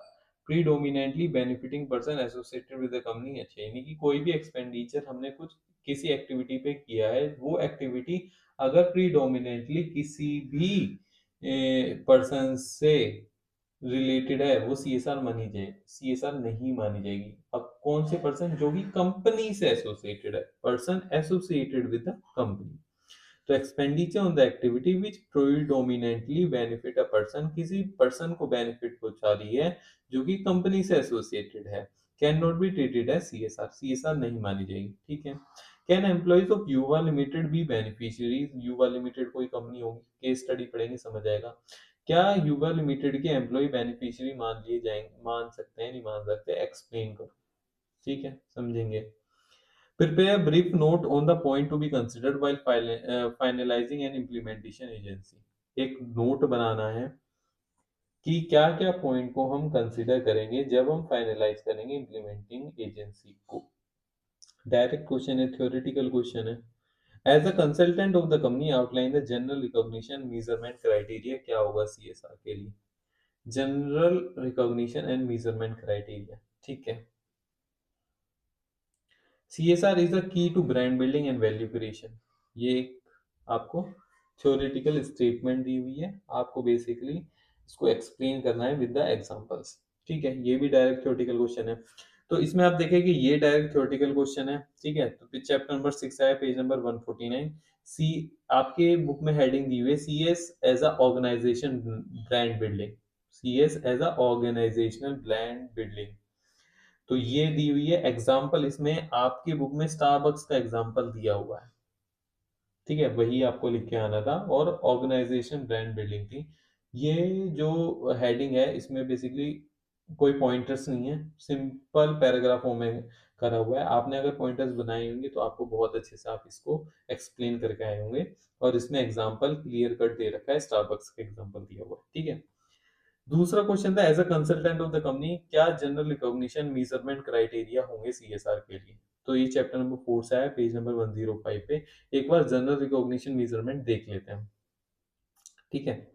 General recognition और measurement जो आपके मॉड्यूल में दिए हैं वो 3 पार्ट में divided है। Amount of spending क्या होगा, मोड ऑफ स्पेंडिंग कैसे होगा, मीडियम ऑफ स्पेंडिंग, 3 हेडिंग में डिवाइडेड है।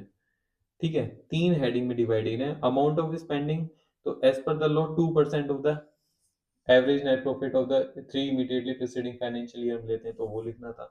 मोड ऑफ स्पेंडिंग क्या होता है, शेड्यूल 7 का कंसीडर करते हैं, लोकल एरियाज होने चाहिए, इंडिया ओनली ही माना जाता है, इंडिया में ही खर्चा होना चाहिए, not exclusive for employee and family होना चाहिए। ठीक है। मीडियम ऑफ स्पेंडिंग खुद से कर सकते हैं, थ्रू ट्रस्ट और सोसाइटी और सेक्शन 8 कंपनी के थ्रू कर सकते हैं, इंडिविजुअली भी कर सकते हैं, या फिर किसी कंपनी से कोलैब करके एक पूल बना सकते हैं रिसोर्सेज का और सीएसआर एक्टिविटीज पे खर्च कर सकते हैं। तो ये क्या है, जनरल रिकॉग्निशन मेजरमेंट है। ठीक है, तो ये आपको लिख के आने थे डायरेक्ट। उसके बाद एक नोट बनाना था on the point to be consider while finalising and implementing agency, यानी कि जब भी हम इम्प्लीमेंटिंग एजेंसी को कोई हायर करेंगे तो हम क्या क्या पॉइंट को कंसिडर करेंगे उसको फाइनलाइज करने के लिए। ठीक है, तो क्या क्या पॉइंट हो सकते हैं, उसका एस्टेब्लिश ट्रैक रिकॉर्ड हो। ठीक है, not having any not having any association with the political party, किसी भी पॉलिटिकल पार्टी के साथ उसका एसोसिएशन नहीं होना चाहिए। कंफ्लिक्ट ऑफ इंटरेस्ट की नहीं होना चाहिए एम्प्लॉय से रिलेटेड, यानी कि किसी भी एम्प्लॉय से रिलेटेड हो या किसी एम्प्लॉय ने ही बोला हो इस इम्प्लीमेंटिंग एजेंसी को हायर कर लेते हैं, ऐसा तो कंफ्लिक्ट ऑफ इंटरेस्ट का पॉइंट नहीं होना चाहिए। ड्यू डिलिजेंस प्रॉपर आपको करनी चाहिए। ठीक है, तो ये सब चीजें आपको करनी चाहिए। बहुत सारे पॉइंटर्स दे रखे हैं आपकी बुक में, आपको वो मेंशन करने थे। ठीक है। अब आता है मेन क्वेश्चन, ये थोड़ा इंपॉर्टेंट भी है, इसको हम अच्छे से पढ़ेंगे, एक्सप्लेन करेंगे, इंटरप्रेट करेंगे। ठीक है, ये डायरेक्ट क्वेश्चन थे। ठीक है, इनका ऊपर केस स्टडी से कोई इतना लेना देना नहीं था। ठीक है, ऊपर बहुत बड़ी केस स्टडी दी हुई है, अभी हम पढ़ेंगे। ठीक है, मेन मेन पॉइंटर्स पढ़ेंगे, पर ये जो वाला क्वेश्चन है, पहला क्वेश्चन है, इसका ऊपर केस स्टडी से लेना देना है और बहुत अच्छे से, और एक ही लाइन सबसे इंपॉर्टेंट है। ठीक है, वो हम पढ़ेंगे अब जल्दी से। युवा लिमिटेड है। ठीक है, नीचे युवा लिमिटेड की बात हो रही थी। Is a textile manufacturing company based in Gujarat में है, जिसका 250 करोड़ टर्नओवर है, नेट प्रॉफिट 15 करोड़ है, प्रमोटर ओन्ड है। ठीक है, compliance with the laws and regulation में गिवन प्राइम इंपोर्टेंस है, प्रमोटर देमसेल्फ है। ठीक है, इंडिपेंडेंट डायरेक्टर है, industry expert to guide the management. Meenu company secretary है, रिसेंटली अपॉइंटेड हुई है as the compliance officer of the company to ensure compliance with applicable laws. उसके बाद यहां से मेन पॉइंट स्टार्ट होता है, he brought a new perspective to the board. कौन सी एस नहीं, ग्रेगा son of promoter director. He brought a new perspective to the board and emphasized that the company need to adopt a structured approach to create genuine value for society and communities surrounding its operation. In this context, Meenu mentioned that corporate social responsibility has emerged a vital aspect of modern corporate governance. अब वो CSR की बात करता है, modern approach की बात करता है, ठीक है, and ethical business conduct. It refers the responsibility of the organization not just to generate profit but also to confront the welfare of the society and the production environment. Theoretical lines बातें कर रहा है वो। उसके बाद India में at least 2% की requirement है अंडर द कंपनीज एक्ट, वो वाली बात कर ली उन्होंने यहाँ पे। The board of director constitute CSR committee बना ली उन्होंने। मेजर फोकस एरिया उनके 3 major focus area, education, health, sanitation and environmental protection. अभी हम क्वेश्चन पढ़ के आए हैं, अभी कुछ ऐसा डिस्कस हुआ है जो रेलेवेंट है? मुझे तो नहीं लगता कोई अभी रिलेवेंट चीजें डिस्कस हुई हैं अभी इस केस स्टडी में जो हमारे आंसर से रिलेटेड हो, ठीक है, पर पढ़नी जरूरी है। एंड इसका मतलब ये नहीं है कि आप पढ़ेंगे ही नहीं, पढ़ेंगे, ठीक है। These areas were selected because they were socially relevant, legally permissible, and closely connected. ठीक है, to the need of local communities. The company allocated annual CSR budget और 24 लाख का बजट है कंपनी का, जिसमें 10 लाख एजुकेशन के ऊपर करेंगे, 8 लाख हेल्थ के ऊपर करेंगे, सैनिटेशन के ऊपर, 6 लाख रुपए एनवायरमेंटल के ऊपर करेंगे, ठीक है। उसके बाद the strategy allocation ensure diversity in CSR activity, ठीक है, ये सब थ्योरेटिकल है। सोशल रिस्पॉन्सिबिलिटी, प्रॉफिटेबिलिटी की बात कर रहा है। To achieve this CSR goal, you were limited evaluating to appoint an agency to support them in execution of CSR activity। मतलब किसी एजेंसी को हायर कर रहे हैं। अभी एजेंसी की बात तो इम्पोर्टेंट है क्योंकि वहां पे पूछा था कि वो क्या क्या पॉइंट हमको बेसिकली कंसीडर करने हैं फाइनलाइजिंग द इम्प्लीमेंटिंग एजेंसी। तो ये वही बात आ गई, इवेल्युएशन हो रहा है, इवेल्युएट कर रहे हैं to appoint an agency to support them in execution of the CSR activities and collaborate with the local authority. The board had a broad plan for each of the activity in the education sector। ठीक है, company का broad plan क्या है education sector के लिए, वो वाली बात करी गई है।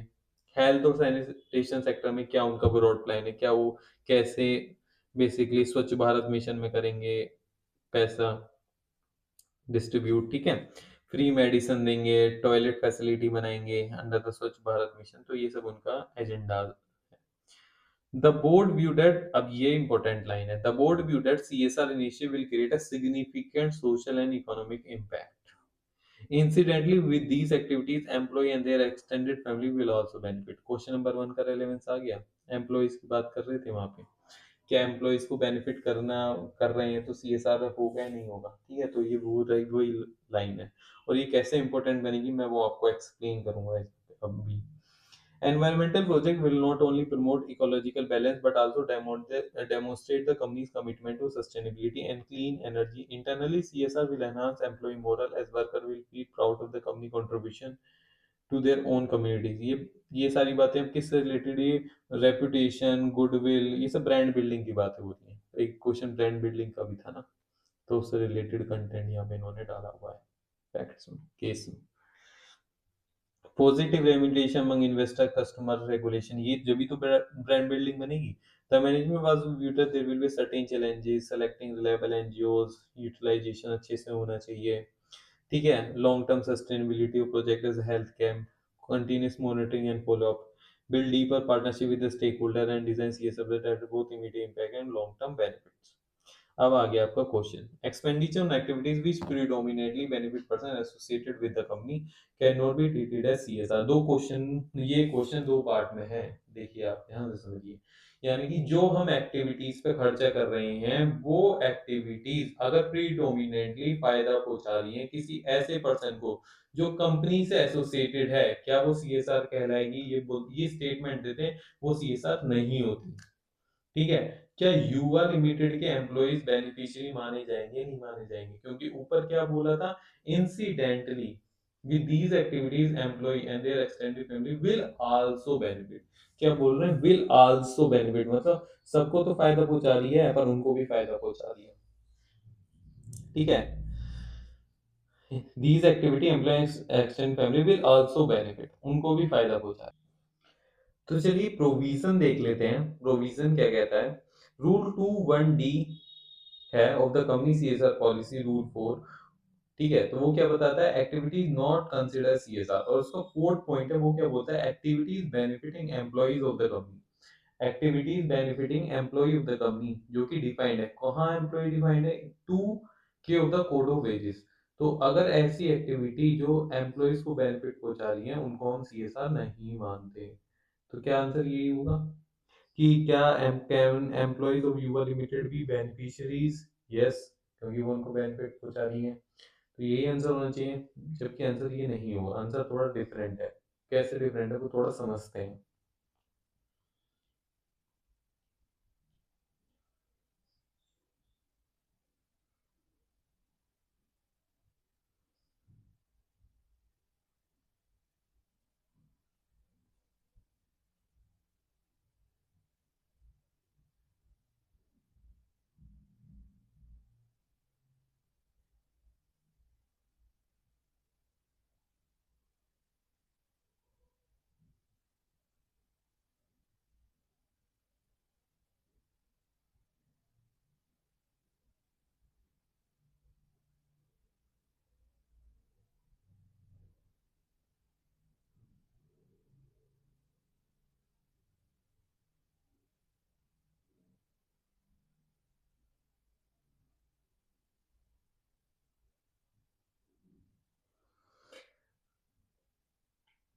तो देखते हैं रूल 2(1)(d),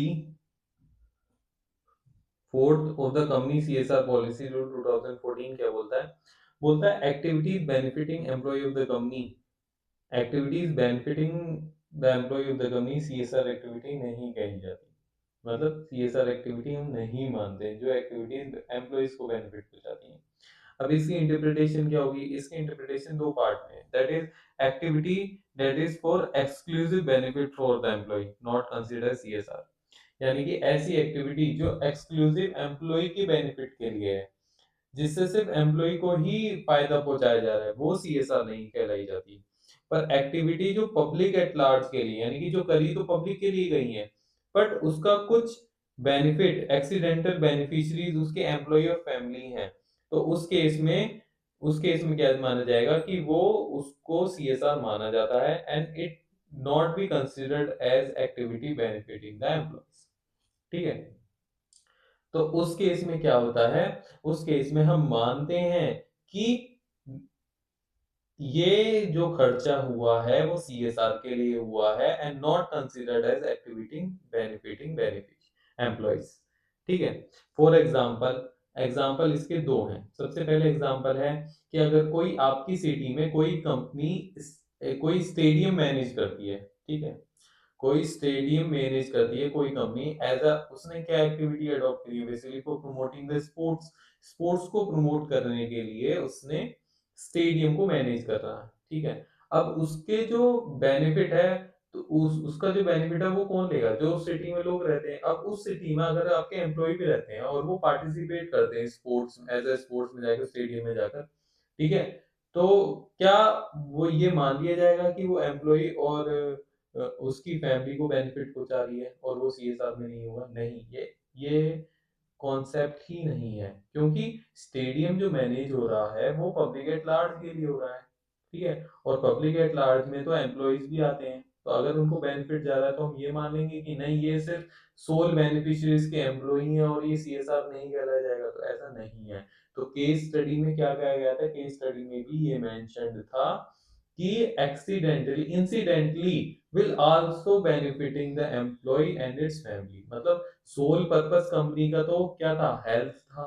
ठीक है, हेल्थ एंड सैनिटेशन को फायदा पहुंचाएंगे, एजुकेशन को देखेंगे, एनवायरनमेंट को देखेंगे। ठीक है, तो कंपनी का ये कोई था कि हम सोल बेनिफिट के लिए कोई पॉलिसी प्रोग्राम लेके आएंगे जो सोल बेनिफिट एम्प्लॉइज के लिए होंगे? नहीं, ऐसा कुछ नहीं था। तो इस केस में क्या था कि इंसिडेंटली कोई बेनिफिट हम एम्प्लॉइज को चला जाता है, फैमिलीज को जाता है, उसमें नहीं। दूसरा एग्जांपल क्या होगा? Recreational facility provided to the employees, यानी कि अगर कोई हम एम्प्लॉइज को रिक्रिएशनल बेनिफिट दे रहे हैं, ठीक है, अगर कोई हम अपने एम्प्लॉइज को रिक्रिएशनल बेनिफिट दे रहे हैं and their families in employees quarter by the company, यानी कि कोई एम्प्लॉय क्वार्टर दे रहे हैं उनके रहने के लिए, तो वो सीएसआर में नहीं माना जाएगा। Exclusive, that is exclusive for CSR benefit. ठीक है, और जो अभी हमने बेसिकली पढ़ा कि स्टेडियम मेंटेन कर रहे हैं और ये सब, वो सब यहाँ पे मैंने मेंशन किया हुआ है। अगर कोई कंपनी स्टेडियम मेंटेन करती है for promotion of the sport used by the resident of that place, not for the employees, if some employees participate in the same और drive benefit as a part of the common beneficiary, तो वो CSR की activity में consider किया जाएगा। Important concept क्या है? Important concept क्या है? इंपॉर्टेंट कॉन्सेप्ट क्या है? इंपॉर्टेंट कॉन्सेप्ट यहाँ पे ये है कि not deprive the employee completely from social benefiting program but to avoid making them sole beneficiaries. मतलब लॉ का पर्पस यहाँ पे यही है कि एम्प्लॉय को कंप्लीटली डिप्राइव नहीं करना है सोशल बेनिफिट प्रोग्राम से, बट कंपनी ऐसा भी ना हो कि उनको सोल बेनिफिशियरी बना के उनपे ही खर्च करने लग जाए। तो ये नहीं है लॉ का पर्पस। एम्प्लॉय को ना तो कोई हम स्पेशल स्टेटस देना है, ना ही उनको रिस्ट्रिक्शन करना है। यानी कि कंपनी ये तो नहीं कह सकती स्टेडियम में रिस्ट्रिक्शन लगा दो, नहीं यहाँ पे कोई एम्प्लॉय नहीं आ सकता, तो कोई रिस्ट्रिक्शन भी नहीं करना है, कोई स्पेशल स्टेटस भी नहीं देना है। अगर कोई एम्प्लॉय की ऑब्लिगेशन है एम्प्लॉय के लिए, या फिर कोई एम्प्लॉय वेलफेयर एक्टिविटी है, वो सीएसआर में नहीं आती। यानी कि कोई अगर एम्प्लॉय वेलफेयर एक्टिविटी है वो सीएसआर में नहीं आती, कोई एम्प्लॉयर की ऑब्लिगेशन एम्प्लॉय के लिए वो सीएसआर में नहीं आती। ठीक है,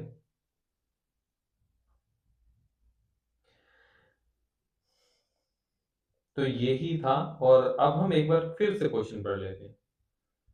यहाँ क्वेश्चन पढ़ना इंपॉर्टेंट है दोबारा से।